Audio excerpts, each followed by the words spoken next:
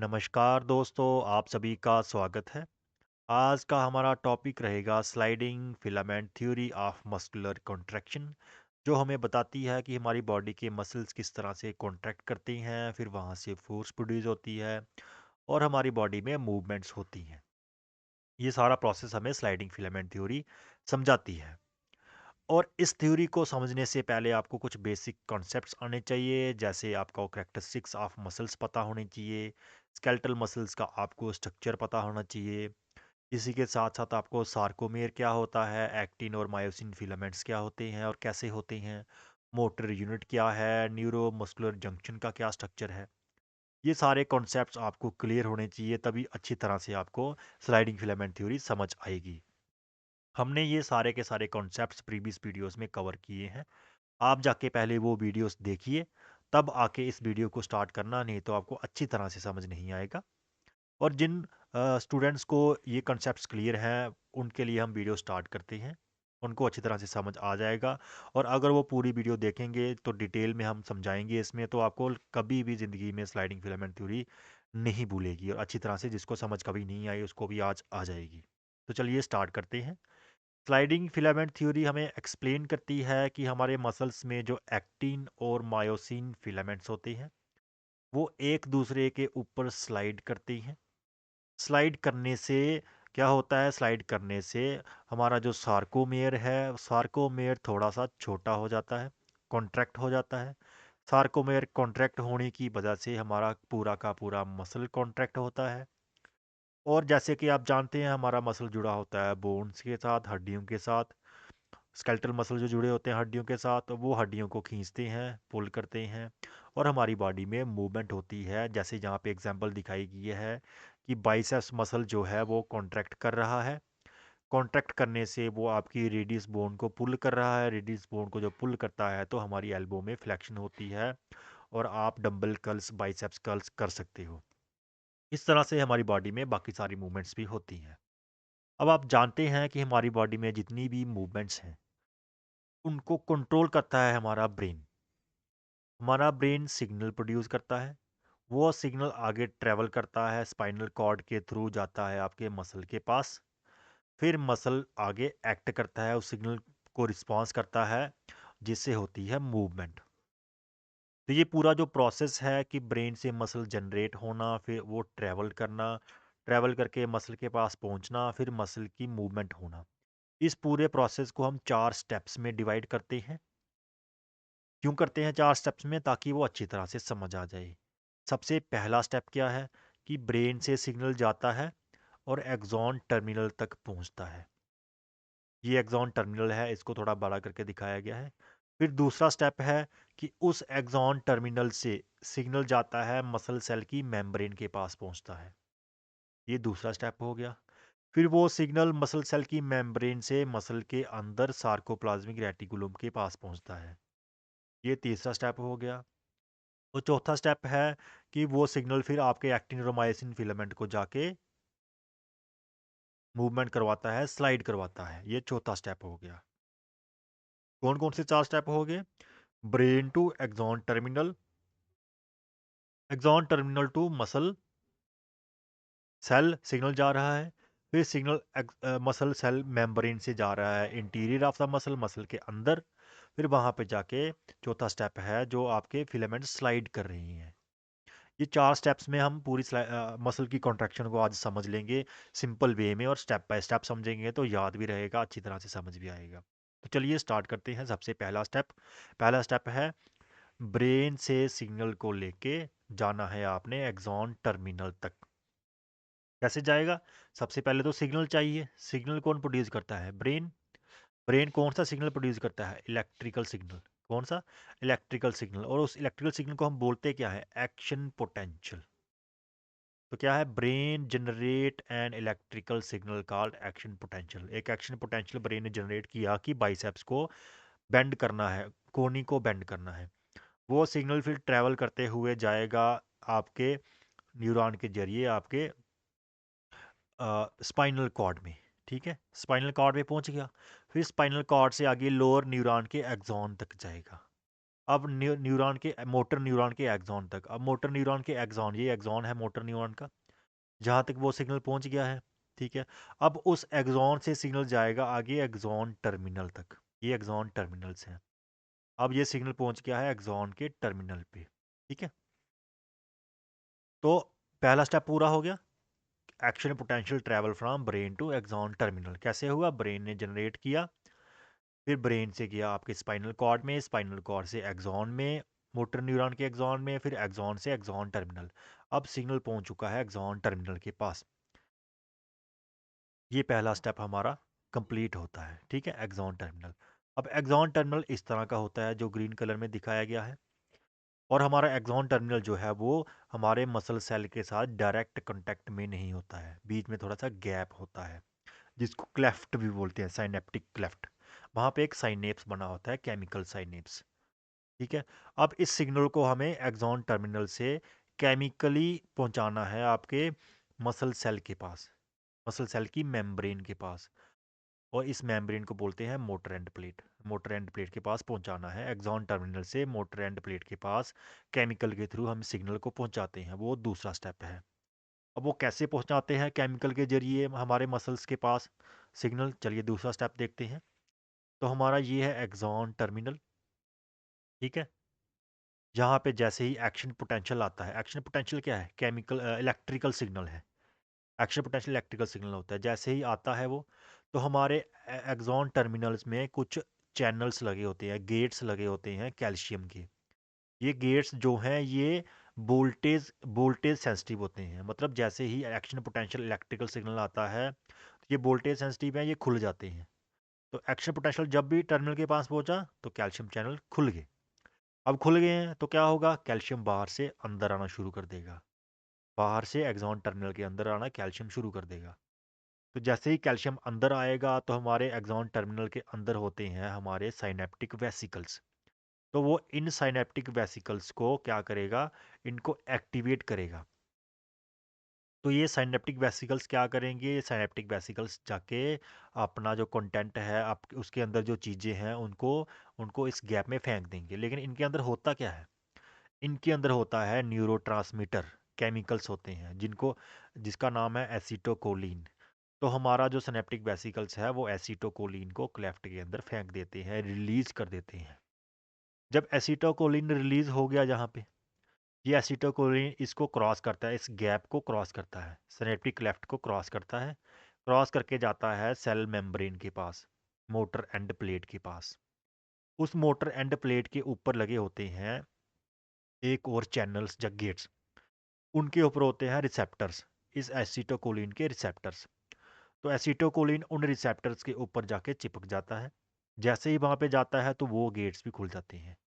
वो जो गेट्स हैं वो लाइगेंड गेट्स हैं। लाइगेंड मतलब वो किसी केमिकल से खुलते हैं। ये जो कैल्शियम गेट्स थे ये थे आपके इलेक्ट्रिकल वोल्टेज गेटेड चैनल थे। ये वोल्टेज से खुलते हैं इसलिए इलेक्ट्रिक पोटेंशियल से खुल गए। ये लाइगेंड गेटेड हैं तो ये इसलिए केमिकल से खुल रहे हैं, आपके एसिटोकोलिन से खुलते हैं ये गेट। तो एसिटोकोलिन का काम क्या होता है कि पार जाके हमारे मसल सेल में वो गेट्स को खोलना। तो जब वो गेट्स खुलते हैं वो किसके गेट्स हैं? वो सोडियम के गेट हैं।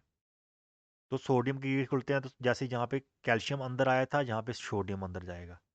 Na सोडियम आयन जो है वो अंदर आना शुरू कर देंगे। इसके अंदर मसल सेल मेम्ब्रेन के अंदर जो मोटर एंड प्लेट है वहाँ पे अंदर आना सोडियम आयन शुरू कर देंगे।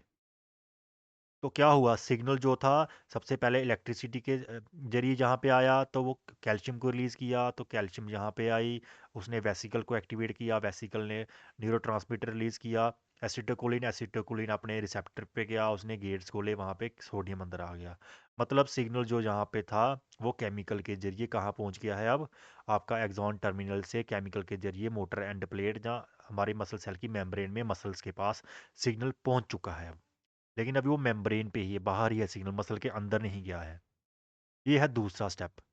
Action potential travel from axon terminal to muscle cell membrane, जिसको मोटर एंड प्लेट बोलते हैं। जहाँ पे वो सिग्नल रिसीव होता है उसको मोटर एंड प्लेट बोलते हैं। तो कैसे हुआ ये सारा डिटेल में लिखा हुआ है कि कैसे कैसे कैल्शियम आती है, वो अंदर आती है उसके वो एसिटोकोलिन को, सारा कुछ इधर लिखा हुआ है, आप देख लेना। ठीक है। अब हमारा सिग्नल पहुंच गया कहाँ पे, हमारा सिग्नल पहुंच गया है आपके इन चैनल्स के पास, और वहां से हमारी सोडियम अंदर आ चुकी है। तो दो स्टेप हो गए। पहला step brain to axon terminal, दूसरा step axon terminal to muscle cell membrane या फिर मोटर एंड प्लेट। अब यहाँ से तीसरा स्टेप क्या है, सिग्नल को हमने लेके जाना है मसल के अंदर सार्कोप्लाज्मिक रेटिकुलम के पास। ये तीसरा स्टेप है। तो कैसे जाएगा, तो जैसे ही ये गेट्स खुले, आपके सोडियम के गेट खुले, सोडियम अंदर आया। जैसे ही सोडियम अंदर आता है तो हमारे जो मोटर एंड प्लेट है या मसल सेल की मेम्ब्रेन है, उसका अंदर का पोटेंशियल जो है पॉजिटिव होना शुरू हो जाता है। तो जब भी वो थ्रेशोल्ड पे पहुंचता है, जहां से एक और एक्शन पोटेंशियल जनरेट होता है, वो एक्शन पोटेंशियल पूरी की पूरी सार्कोलीमा, पूरी की पूरी सेल मेम्ब्रेन में प्रोपोगेट कर जाता है, पूरी की पूरी सेल की मेम्ब्रेन में चला जाता है, उस मसल सेल की मेम्ब्रेन में चला जाता है। और हमने आपको बताया था कि जो मसल सेल की मेम्ब्रेन होती है, जो सार्कोलीमा होती है, उसकी कुछ एक्सटेंशंस अंदर गई होती हैं। बताया था ना, टी ट्यूब्यूल्स। तो वो जो सिग्नल आएगा वो टी ट्यूब्यूल के जरिए अंदर भी चला जाएगा, मसल सेल के अंदर इंटीरियर तक चला जाएगा। अब इन टी ट्यूब्यूल्स, ये सेंटर में दिखाया गया है टी ट्यूब्यूल। इन टी ट्यूब्यूल्स के हमने आपको बताया था कि टी ट्यूब्यूल्स के सराउंडिंग में साइड पे क्या होता है, साइड पे सार्कोप्लाज्मिक रेटिकुलम के कुछ हिस्से होते हैं, मोटे मोटे हिस्से होते हैं, उनको बोलते हैं टर्मिनल सिस्ट्रेनी। ये टर्मिनल सिस्टेनी है, एक इस साइड एक इस साइड। तो जैसे ही एक्शन पोटेंशियल उस सार्कोलीमा से अंदर गया, टी ट्यूब्यूल के पास पहुंचा, तो होता क्या है कि ये टर्मिनल सिस्टेनी इस टी ट्यूब्यूल के साथ जुड़े होते हैं। लेकिन ये डायरेक्टली नहीं जुड़े होते हैं, ये जुड़े होते हैं एक तरह की प्रोटीन से, प्रोटीन से, वोल्टेज सेंसिटिव प्रोटीन।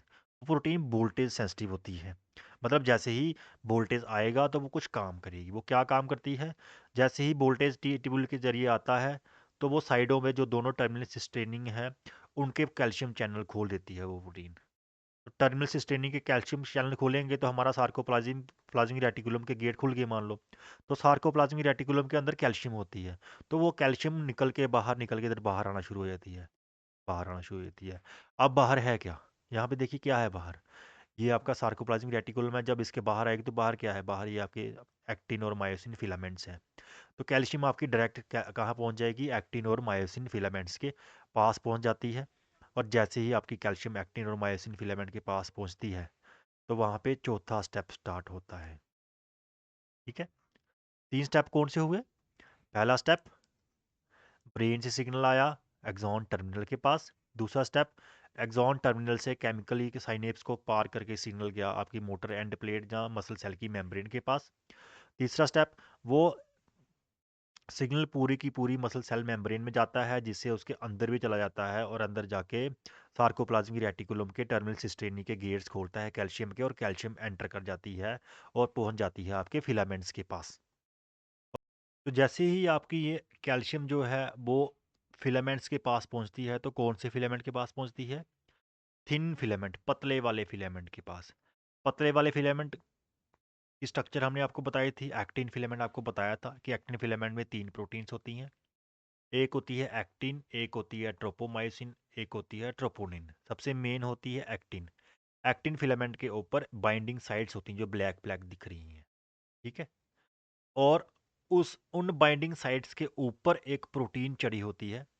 उन बाइंडिंग साइट्स को एक प्रोटीन ने कवर करके रखा होता है, जिसको बोलते हैं ट्रोपोमायोसिन। और उस ट्रोपोमायोसिन के साथ एक और प्रोटीन जुड़ी होती है, जिसको बोलते हैं ट्रोपोनिन। अब होता क्या है कि कैल्शियम जब भी आता है, कैल्शियम जब भी कैल्शियम आयंस आते हैं, तो वो जाके जुड़ जाते हैं आपकी ट्रोपोनिन के साथ। ये जो ट्रोपोनिन है ऊपर देखिए, ये ट्रोपोनिन, ट्रोपोनिन के साथ जुड़ जाते हैं। तो ट्रोपोनिन के साथ जुड़ने से ट्रोपोनिन अपनी जगह चेंज कर लेता है। जैसे ही वो जगह चेंज करता है, तो ट्रोपोनिन जुड़ा है ट्रोपोमायोसिन के साथ, वो ट्रोपोमायोसिन भी जगह चेंज करता है। तो ट्रोपोमायोसिन भी जब इधर आ जाएगा, साइड पे आ जाएगा, तो ये जो बाइंडिंग साइट्स है वो कवर थी तो वो ओपन हो जाएंगी। जैसे ही नीचे वाली फोटो में यहाँ पे दिखाया हुआ है कि जैसे ही वो ट्रोपोमायोसिन वहाँ से हटा, कैल्शियम जुड़ी ट्रोपोनिन के साथ, ट्रोपोनिन ने ट्रोपोमायोसिन को हटाया, हटाने से वो एक्टिव बाइंडिंग साइट्स थी वो एक्सपोज होगी, ओपन होगी। ठीक है, जो कवर था वो हट गया। जब कवर हटेगा तो ये बाइंडिंग साइट्स एक्टिव हो जाएंगी। एक्टिव होने से जहाँ पे मायोसिन के जो हेड हैं वो आके बाइंड हो जाएंगे, वो आके इन एक्टिन साइट्स को पकड़ लेंगे, आके बाइंड जुड़ जाएंगे, वहाँ पे बनेगा क्रॉस ब्रिज। ये जो क्रॉस ब्रिज बनता है तो फिर स्टार्ट होता है यहाँ से cross bridge cycle. Cross bridge cycle, cyclic movement मतलब 3-4 मूवमेंट है बार बार रिपीट होती हैं। तो ये है चौथा स्टेप हमारा, हमारे मस्कुलर कॉन्ट्रैक्शन का। तो 3 स्टेप है, हमने पहले पढ़ लिए कि एक्शन पोटेंशियल ब्रेन से एक्सॉन टर्मिनल तक आया, फिर एक्सॉन टर्मिनल से साइनेप्टिक लेफ्ट को क्रॉस करके जाता है मोटर एंड प्लेट के पास, सार्कोलीमा के पास, केमिकल साइनेप्स को क्रॉस करके।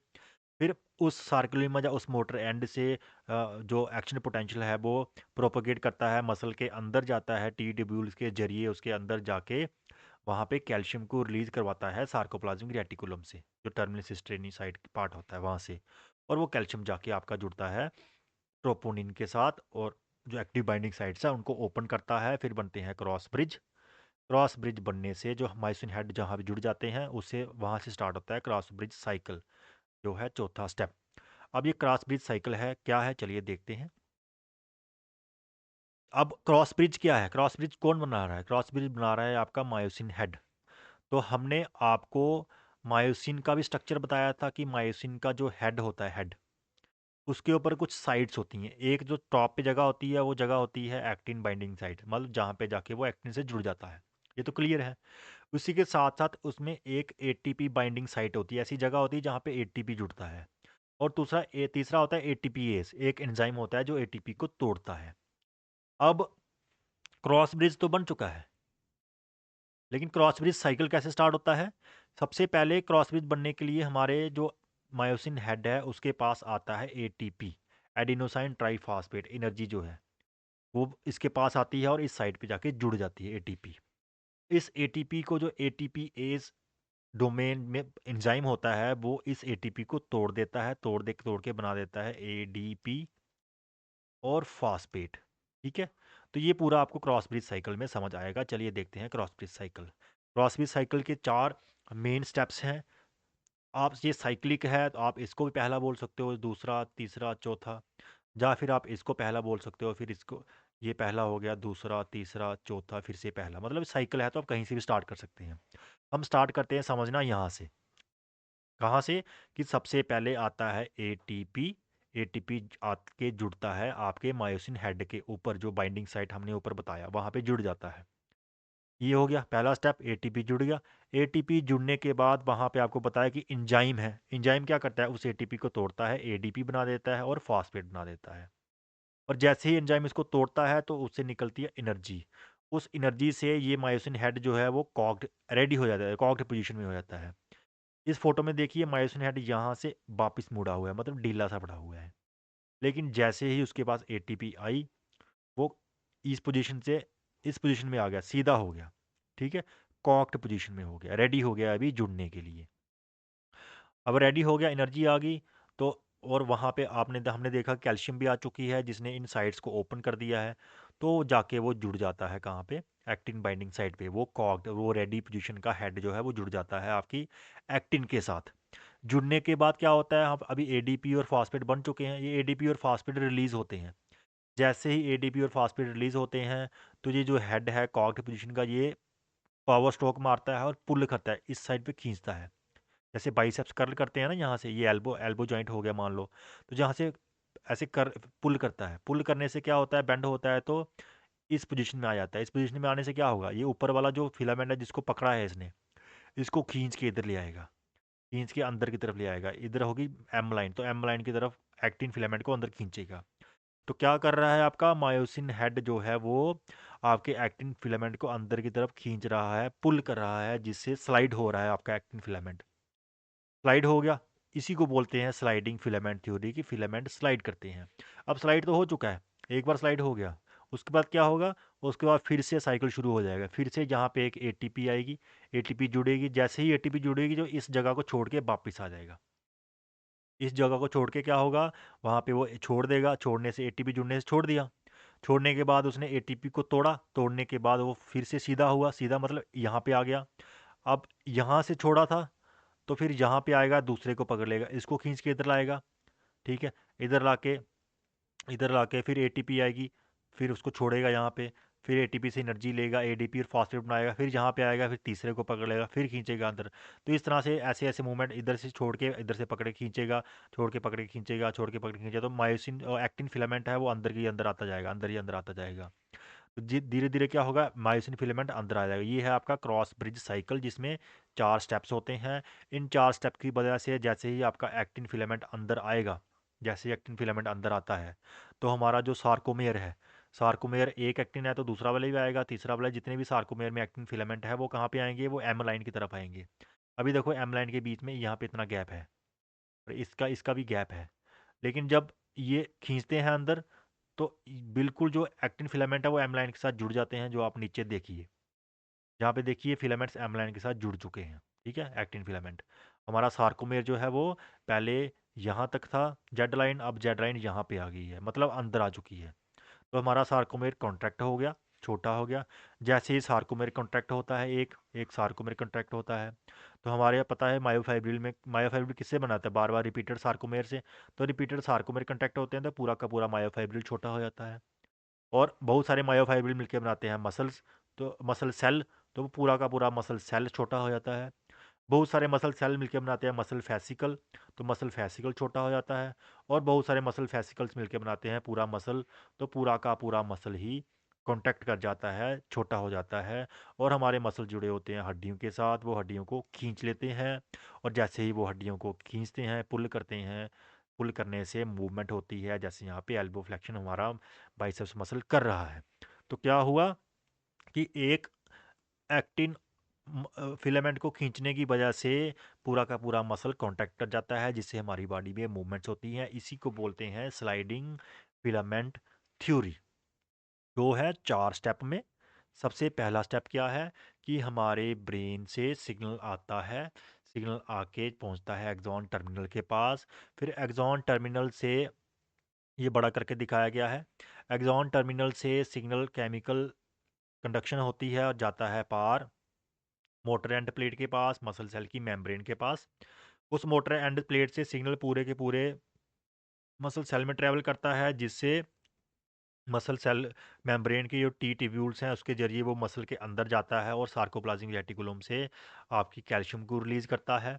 और वो जो कैल्शियम जाती है आपके एक्टिन मॉलिक्यूल के पास, वहाँ पे एक्टिन बाइंडिंग साइट को ओपन करती है, जहाँ पे फिर आपके मायोसिन हेड जो है वो जुड़ते हैं।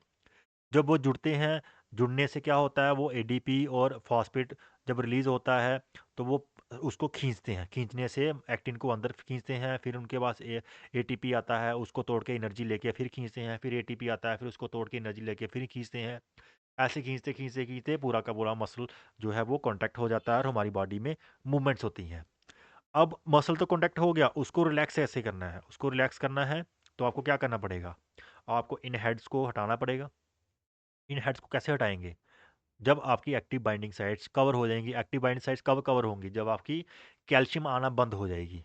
कैल्शियम कब बंद होगी, जब आपका ये सिग्नल बंद होगा। सिग्नल कब बंद होगा, जब आपका एक्शन पोटेंशियल नहीं आएगा। तो एक्शन पोटेंशियल जब रुकता है तो क्या होता है, हमारे एसिटोकोलाइन रिलीज होना बंद हो जाते हैं। जब एसिटोकोलाइन रिलीज होना बंद होते हैं तो ये चैनल्स, सोडियम चैनल्स बंद हो जाते हैं। सोडियम चैनल्स जब बंद होते हैं तो सोडियम अंदर आना बंद हो जाता है, तो एक्शन पोटेंशियल आगे प्रोपोगेट नहीं करता है। जब एक्शन पोटेंशियल आगे नहीं आता है तो आपकी कैल्शियम अंदर नहीं आती है। कैल्शियम अंदर नहीं आती है तो कुछ पंप्स लगे होते हैं इसमें, सार्कोप्लाज्मिक रेटिकुलम में एक्टिव पंप है।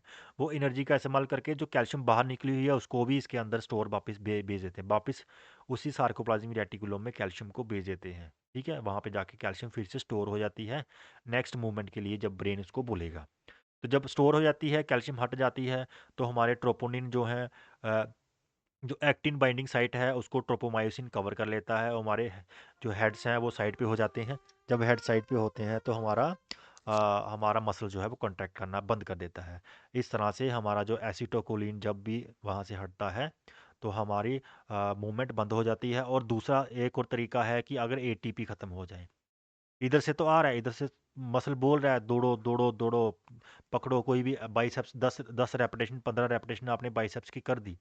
अब 16 आप थक क्यों जाते हो, ब्रेन तो बोल रहा है कि नहीं मैंने 50 करनी है, लेकिन आप 15 पे क्यों रुक जाते हो, क्योंकि एटीपी खत्म हो जाता है। तो जब एटीपी खत्म होता है तो इधर से चाहे ब्रेन जितना मर्जी बोले, जितनी मर्जी कैल्शियम आए, एटीपी नहीं है। जब एटीपी नहीं है तो मायोसिन हेड काम नहीं करेंगे। जब मायोसिन हेड काम नहीं करेंगे तो पावर स्ट्रोक नहीं आएगी। पावर स्ट्रोक नहीं आएगी तो फिर भी कॉन्ट्रैक्शन नहीं होती है, तो फिर भी मसल रुक जाता है फैटीग के कारण। तो मतलब जहाँ तो मसल रुकता है थकान से, जहाँ हमारा ब्रेन रोक दे, एसिटोकोलिन ना क्रॉस करे। तो दो तरीकों से मसल रुक जाता है, एसिटोकोलिन ना होने की वजह से, जहाँ फिर एटीपी ना होने की वजह से। ठीक है, दो ही तरीकों से रुकता है। तो ये थी आपकी स्लाइडिंग फिलामेंट थ्योरी, जिसमें हमने देखा कि किस तरह से हमारे जो फिलामेंट्स हैं वो फिलामेंट्स एक दूसरे के ऊपर स्लाइड करते हैं। Actin filament, myosin filament actin filament को खींचता है। खींचने से हमारे मसल्स में मूवमेंट्स होती हैं। ठीक है, तो इसी के साथ हमारे कुछ टॉपिक्स हो चुके हैं। हमारे जो मस्कुलर सिस्टम के टॉपिक्स हैं वो हो चुके हैं। उनमें से कौन कौन से हैं? उनमें से हैं आपके characteristics of muscles, microscopic and macroscopic structure of muscles, sarcomere का स्ट्रक्चर हमने डिटेल में पढ़ाया था। एक्टिन और मायोसिन फिलामेंट्स के स्ट्रक्चर्स हमने आपको डिटेल में पढ़ाए थे। मोटर यूनिट का पढ़ाया था और न्यूरोमस्कुलर जंक्शन का पढ़ाया था। इन्हीं के बेसिस पे ये थी आपकी एनाटमी ऑफ मसल। इसी एनाटमी की बेसिस पे आज हमने कवर किया है फिजियोलॉजी ऑफ मसल की, मसल का फंक्शनिंग कैसे होती है, कैसे वो कॉन्ट्रैक्ट करता है, जिसको बोलते हैं स्लाइडिंग फिलामेंट थ्योरी। ठीक है, तो ये आज का हमारा टॉपिक अच्छी तरह से मुझे लगता है कवर हुआ है, सभी को समझ आया होगा। Hope so. हम नेक्स्ट वीडियो में कोई और अच्छे इंपॉर्टेंट फिजिकल एजुकेशन के टॉपिक से स्टार्ट करेंगे। तो चलिए मिलते हैं नेक्स्ट वीडियो में। Till then take care, good bye, thank you.